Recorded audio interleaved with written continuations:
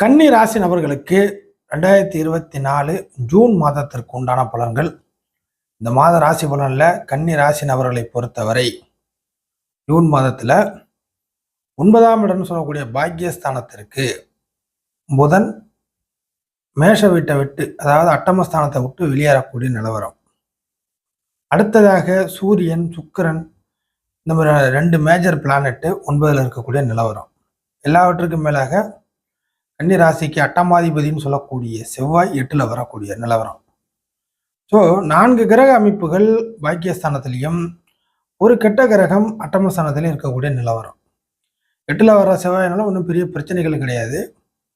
அதே சமயம் புதன் 8 விட்டு வெளியே வர்றது ரொம்ப நல்லது அப்படிங்கிறத எடுத்துக்கலாம்.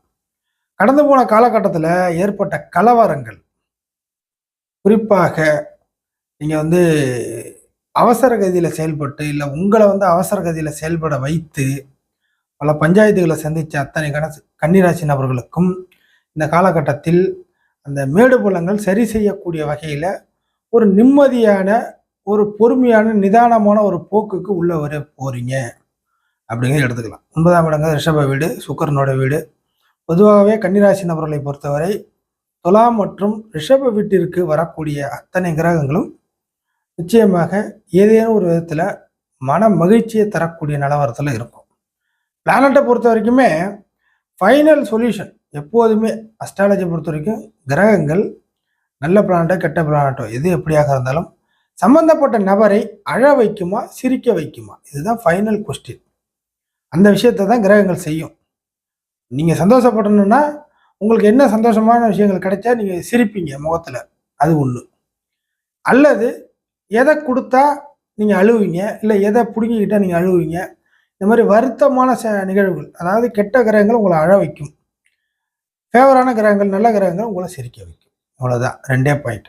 இதுதான் பிளானட்டுகள் எல்லா ராசி நபர்களுக்கும் செய்கிறது தான். அது கன்னிராசி நபர்களும் நல்லாவே புரிஞ்சுக்கலாம். எனிவே இப்போ புதன் 9ல் வர்றதுனால இந்த இடைப்பட்ட 2-3 மாதத்தில் ஏற்பட்ட இந்த டார்ச்சரான ஒரு நிலவரத்துலேருந்து மாறிடுவீங்க. இந்த மாதத்துல இருந்தால் ஒரு நிதானமான, ஒரு ஓரளவுக்கு ஒரு பாலிஷான, ஒரு அடி வாங்காத ஒரு அமைப்பில் நகர போகிறீங்க. இன்னும் சொல்லப்போனால் உங்களுக்கு பிடித்தமான நபர்கள், பிடித்தமான இடம், பிடித்தமான செயல்பாடுகள், பிடித்தமான பழக்க வழக்கங்கள், இந்த மாதிரியான பிடித்தது எனக்கு ஃபேவர், எனக்கு திருப்தியாக இருக்குது, சௌரியமாக இருக்குது அப்படிங்கிற மாதிரி எனக்கு சௌரியமான விஷயத்திற்கு நீங்கள் உள்ளே வரப்போகிறீர்கள் அப்படி என்பது. அதே சமயம் 9ஆம் இடங்கிறது பெரிய என்ன சொல்கிறது, வீர தீர பராக்கிரமான இடமும் கிடையாது. அது ஒரு மைல்டான ஒரு இடம், ஒரு சாஃப்டான ஒரு இடம் அப்படிங்கிறதுனால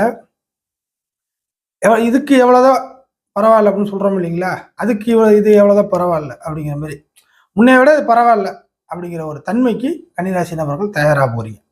முன்னைய விட இது பரவாயில்ல. வெற்றிங்கிறது பெரிய அளவுக்கு பிரம்மாண்டமாக இருக்கிறது தான் வெற்றி. உதாரணத்துக்கு ஸ்கூல்லேயே எடுத்துக்கலாமே, எக்ஸாம் எழுதுகிறோம், 99 மார்க்கு, 90 மார்க்கு, 100 மார்க்கு, 95 மார்க், இதெல்லாம் பெரிய ஒரு பிரம்மாண்டமான வெற்றியான மார்க். 36, 35, 40 இதெல்லாம் ஜஸ்ட் பாஸ் மார்க் தான். 20 மார்க் எடுத்து ஃபெயில் ஆகிறதுக்கு, 35 மார்க்கு 34 மார்க் எடுத்து ஃபெயிலாக போகிறதுக்கு 35, 40 மார்க் எடுக்கிறது பரவாயில்ல இல்லையா?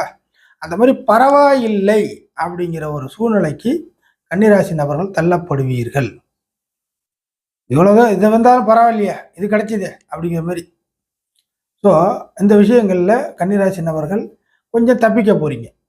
அடுத்ததாக சுக்கிரன் சூரியனோட தொடர்பு இருக்குது. சில விஷயங்களில் விரயங்கள், செலவுகள், சில உங்களை விட தகுதியின் அடிப்படையில் கொஞ்சம் அதிகமாக இருக்கிறது. உங்கள் தகுதியை விட கூடுதல் தகுதியில் இருக்கக்கூடிய நபரில் போய் சந்திக்கிறது, இல்லை அவங்கள்ட்ட உதவிகள் கேட்கறது, இது வரைக்கும் தயங்கி இருந்தால் கூட இதுக்கு மறுபடியும் கேட்கறது, இது வரைக்கும் செய்த தவறுகளை நீங்கள் என்ன திருத்திக்கிட்டு அவங்க கூட இணக்கமாக போகிறது, இந்த மாதிரியான சில சூழ்நிலைகள்லாம் இருக்கும். சில சூழ்நிலைகளுக்கு மத்தியில் கடந்து போன காலத்தில் மனமுறிவு, முகமுறிவு, அதாவது உங்கள் நட்பு பழக்க வழக்கம் ஏதோ ஒரு விஷயத்தில் முறிவுகள் ஏற்பட்டிருக்கும்.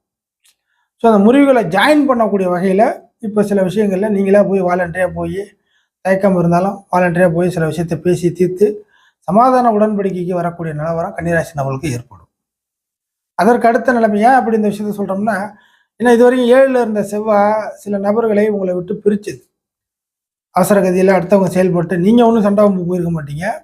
அடுத்தவங்க உங்களை தப்பாக புரிஞ்சுட்டு உங்களுடைய பலகீன தன்மையை எடுத்துக்கிட்டு ஃபைட் பண்ணி அப்போ உங்களையும் கோவப்படுத்தி அந்த பாண்டிங்லாம் உடஞ்சி போயிருக்கும். ஸோ உங்களுக்கும் அடுத்தவர்களுக்கும் இல்லை உங்களுக்கும் பழக்க வழக்கம் ஏற்கனவே உள்ளவர்களுக்கும் பாண்டிங் உடைஞ்சு போய் வாழ்ந்துக்கிட்டு இருக்கிற கன்னிராசி நபர்களுக்கு மத்தியில் இந்த ஜூன் மாதத்தில் அந்த பாண்டிங்லாம் உங்களுக்கு தேவை என்றால் நீங்கள் விருப்பப்பட்டீங்கன்னா போய் பேசுனீங்கன்னா அந்த பாண்டிங் திரும்பவும் ரெக்கவரி ஆகிறதுக்கு வாய்ப்புகள் இருக்குது மனித உறவுகள் உயிர்கள் விஷயத்தில். அதே சமயம் சூரியன் 9ல் இருக்கிறனால சில விஷயங்களை செலவு செய்து திருப்திகரமான ஒரு சூழ்நிலைக்கு நீங்கள் மாற்றக்கூடிய நிலவரமும் வருது. ஃபைனலாக கன்னிராசி நபர்களை பொறுத்தவரை இந்த ஜூன் மாதத்தில் செவ்வாய் 8ல் வரக்கூடிய அமைப்பு இருக்குது. அப்போ என்ன ஆகுது, 8ஆம் இடங்கிறது நஷ்டத்தை குறிக்கும். திடீர் பஞ்சாயத்துகளை கிளப்பி விடும். அந்த செவ்வாய் இருக்கிறது இது வரைக்கும் பிரச்சனைலாம் இல்லை இல்லை இல்லை அப்படிங்கிற மாதிரி ஏதோ ஒரு விஷயம் கூட மறைஞ்சு கிடக்கும். அந்த விஷயம் பெரிய அளவு கண்டுக்கப்படாமல் இருக்கும். அதனால் ஒன்றும் பிரச்சனை இல்லை, அசால்ட்டாக கூட நீங்கள் போயிருப்பீங்க. அந்த மாதிரி விஷயத்தில் கூட நீங்கள் இந்த மாதத்துல கொஞ்சம் ஜாக்கிரதையாக இருக்கணும். புரியுதுங்களா? நீங்கள் இது வரைக்கும் லேசியாக கண்டுக்காமல் போன விஷயத்தில் இந்த மாதம் அதை அப்படியே கேர் இல்லாமல் விட்டுட்டிங்கன்னா அந்த விஷயத்துலேருந்து பஞ்சாயத்துகள் உருவாகும். இப்போ செவ்வாய் 8ல் போகிறது என்னென்னா பிரச்சனைகளை வந்து ஆழ்மனதில் அமுங்கி கிடந்த பிரச்சனையை கூட கிளப்பி விடும். அப்படிங்கிற மாதிரி ஆழ்கடலில் சுனாமி வந்தால் வெளில ஆட்டோமேட்டிக்காக தெரியுங்களா, அந்த மாதிரியான முடங்கி கிடந்த பிரச்சனைகளை கிளப்பி விடக்கூடிய கிரகம் செவ்வாய் கன்னிராசி நபர்களுக்கு. அது சகோதர வழியில் அமைப்புல வரும், சகோதரர் போல பழகக்கூடிய நபர்கள் வழியில் வரும், இரத்த உறவுகளில் வரும், ஆண்கள் மூலியமான சில பிரச்சனைகளை சந்திக்கிற மாதிரி வரும் நீங்கள் ஆண்களாகவே இருந்தாலும். ஸோ இந்த மாதிரி விஷயத்தெல்லாம் கொஞ்சம் கண்ணும் கருத்துமாக பார்த்துக்கணும். மேற்கொண்டு வேறு ஏதாச்சும் கன்னிராசி நபர்களுக்கு சொல்லக்கூடிய விஷயங்கள் அப்படின்னு பார்த்தீங்கன்னாக்கா, இந்த மாதத்தின் பிற்பகுதியில் ஒரு 15 தேதி கழித்து 10ஆம் இடத்தோட புதன் வரப்போகுது. தொழில் ரீதியாக ஏதாச்சும் பின்னடைவுகளை சந்திச்சுக்கிட்டு இருக்கிற நபர்களாக நீங்கள் இருந்தீங்கன்னாக்கா தொழில் உங்களுக்கு நல்ல விதத்தில் கை கொடுக்க போகுது. இந்த மாதத்துலேருந்து ஒரு 10 தேதி கழித்து உங்களுக்கு தொழில் ரீதியான ஒரு நன்மைகள் உருவாக போகுது.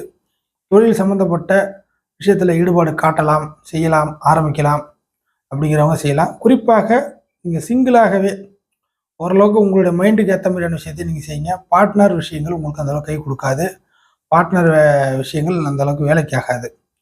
பார்ட்னருக்கு தான் தலைவலி வரும். பார்ட்னர் விஷயங்கள் வேலைக்கு ஆகாது என்றால் உங்களுக்கு தலைவலி வருதா இல்லையா, உங்களை சார்ந்த பார்ட்னர்களுக்கு பஞ்சாயத்து ஆகிவிடும். அது உங்களுக்கு சிக்கலாக மாறிடும் பின்னாடி. அந்த விஷயத்தில் கேர்ஃபுல்லாக இருங்க. அடுத்ததாக வேலைக்கு போகக்கூடிய விஷயத்தில் சம்பள வேலையில் என்ன மாதிரியான நிலவரம் நீடிக்கும், நன்மையாக இருக்குமா அப்படிங்கிற மாதிரி எதிர்பார்த்து இருந்தீங்கன்னாக்கா குறிப்பிடத்தகுந்த வகையில் உங்களுக்கு ஏதாச்சும் ஒர்க்கு ரிலேட்டடாக சில விஷயங்கள் எனக்கு ஏற்ற மாதிரி சாதகமாக இருக்குமா, வேறு வேலை தேடலாமா, இல்லை வேலையில் ஏதாச்சும் கிடைக்குமா. ஏன்னா 9ஆம் இடங்கிறது ஒரு பெயர் எடுக்கிறதுக்கு ஒரு யூஸ்ஃபுல்லான இடம். சம்பள வேலைக்கு போயிட்டு இருக்க அத்தனை கன்னிராசி நபர்களுக்கும் இந்த வேலையில் பேர் கெட்டு போயிடுற அமைப்பில் இருந்துச்சுன்னா இந்த மாதத்தில் பேரை காப்பாற்றிக்க முடியும். ஸோ அந்த பேரை காப்பாற்றிட்டு நீங்கள் வந்து வெளியே வரலாம், இல்லை அதே இடத்துல வேலை பார்த்து அடுத்த ஒரு ப்ரொமோஷன் லெவலுக்கு வரலாம். இந்த மாதிரியான ஏதோ ஒரு விஷயங்கள் உண்டு. அடுத்ததாக சுக்கிரன் வீட்டில் இருக்கிறதுனால நிச்சயமாக பண தேவைகள் பூர்த்தியாகும். கடந்த காலத்தில் பண இழப்புகள் தான் நிறையா நடந்துச்சு. பண வரவு இல்லாமல் இழப்பு மட்டும் நிறையா போணுச்சு. சூரியன் வர உச்சமாக இருந்துச்சு. இப்போ பண வரவு இல்லாமல் இருக்கிறதும் போய், கை காசும் போய், கடன் வாங்கி பாட்டும் போய், இப்படிங்கிற மாதிரி சில நெருக்கடிகளை பண ரீதியாக சந்திச்சிங்க. இப்போது இந்த மாதத்தை பொறுத்த வரைக்கும் பணம் கிடைக்கும். நல்ல சம்பளம் கிடைக்கக்கூடிய வேலைக்கு கூட சில நபர்கள் மாறுவீர்கள் அப்படிங்கிற மாதிரி எடுத்துக்கலாம். எது எப்படியோ ஃபைனலாக மன திருப்தி. ஏன்னா 9ஆம் இடத்துல இருக்கிறனால புதனுக்கு குருவோட தொடர்பு இருக்கிறனால ஒரு மன திருப்தி படக்கூடிய முக்கியமான நிகழ்வு. அது ஆன்மீகமாக இருக்கலாம், உங்களோட பிரைவேசியாக இருக்கலாம், இல்லைனா வந்து பார்த்தீங்கன்னாக்கா ஒர்க்காக இருக்கலாம், தொழிலாக இருக்கலாம், இல்லை கேட்ட இடத்துல உதவிகள் கிடைப்பதாக இருக்கலாம், இல்லை எதிர்பார்த்த விஷயங்கள் பெரிய அச்சீவ்மெண்ட் 90% வரைக்கும் பூர்த்தி ஆயிடுச்சு, 10% பூர்த்தி ஆனிச்சுன்னா என்னோட தேவைகள்லாம் கரெக்டாக ஆகிடும் அப்படிங்கிற மாதிரி சுச்சுவேஷன் இருக்கலாம். இந்த மாதிரி எல்லா விஷயங்களும் சேர்த்தே ஒரு பலன் சொல்ல வேண்டும் என்றால் கன்னிராசி நபர்களுக்கு முக்கியமான பெரிய ஒரே ஒரு விஷயத்தில், பல விஷயங்கள் இல்லாமல் ஒரு விஷயத்தில் உங்களுக்கு ஒரு திருப்திகரமான ஒரு சூழ்நிலைகள் இந்த மாதத்தில் கிடைப்பதை நீங்கள் கண்கூடாக பார்க்கலாம். அது எதுவாக வேண்டுமானாலும் இருக்கலாம். ஏன்னா இந்த இடத்துல பேச முடியாது இல்லையா அந்த வீடியோவில். அப்படின்னால எதுவாக வேண்டுமானாலும் இருக்கலாம். ஒரு சில நபர்கள் படிச்சிருப்பீங்க, இப்போ நல்ல இடம் கிடைக்கும், சீட்டு கிடைக்கும், படிப்புக்கு ஏற்ற வேலை கிடைக்கும், இந்த மாதிரி எல்லா விஷயத்திலையும் எடுத்துக்கலாம். ஸோ முக்கியமான ஒரே ஒரு விஷயத்துல ஒரு திருப்திகரமான சூழ்நிலையை சந்திக்க போகிறீர்கள் கன்னிராசி நபர்கள்.